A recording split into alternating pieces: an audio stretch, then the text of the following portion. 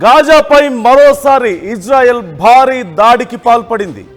ఈ వైమానిక దాడుల్లో హమాస్ కమాండర్ అలీ సహేల్ హతమైనట్లుగా తెలుస్తోంది. హమాస్కు చెందిన మరొక ఇద్దరు కీలక సభ్యులు కూడా ఈ దాడుల్లో హతమయ్యారు.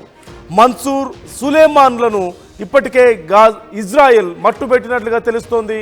గాజా నగరంతో పాటుగా 100 చోట్ల ఇజ్రాయెల్ భీకర దాడులకు పాల్పడింది. ఈ దాడుల్లో మొత్తం 61 మంది దుర్మరణం పాలయ్యారు. మృతుల్లో పెద్ద సంఖ్యలో చిన్నారులు కూడా చనిపోయారంటూ ఆరోపణలు వెల్లువెత్తుతున్నాయి. ఇవాళ ఇజ్రాయెల్ ప్రధాని బెంజమిన్ నెతన్యాహు అమెరికాకు వెళ్తున్నారు. కాల్పుల విరమణ ఒప్పందానికి సంబంధించి ట్రంప్తో చర్చలు జరపబోతున్నారు. నిన్న మొన్నటి వరకు ఇరాన్ ఇజ్రాయెల్ ఉద్రిక్తత నేపథ్యంలో మనం చూసాం ఎలాంటి పరిణామాలు చోటు చేసుకున్నాయో. ఇక కొంతవరకు సర్దుమణిగాయి అనేలోపు ఇటు గాజా మీద ఇజ్రాయెల్ భీకర దాడులకు పాల్పడింది. ఈ నేపథ్యంలో వైమానిక దాడులు చేసినట్లుగా తెలుస్తోంది. హమాస్కు చెందిన ఇద్దరు కీలక సభ్యులు మన్సూర్ అలాగే సులేమాన్ కూడా హతమయ్యారు.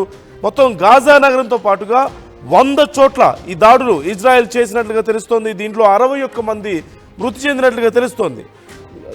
శతి శరణార్థుల శిబిరంపై ఇజ్రాయెల్ దాడులు చేసినట్లుగా తెలుస్తోంది. అయితే ఈ పక్కనే ఉన్నటువంటి అబూ అసి అనేటువంటి పాఠశాల మీద కూడా ఈ దాడులు కొనసాగిన నేపథ్యంలో ఈ దాడుల్లో చాలామంది చిన్నారులు కూడా మృతి చెందినట్లుగా సమాచారం అందుతోంది. దీనికి సంబంధించి ఇప్పటికే డీటెయిల్స్ చూస్తున్నాం. మరోవైపు ఇజ్రాయెల్ ప్రధాని బెంజమిన్ నెతన్యాహు అమెరికాకు వెళ్తున్నారు.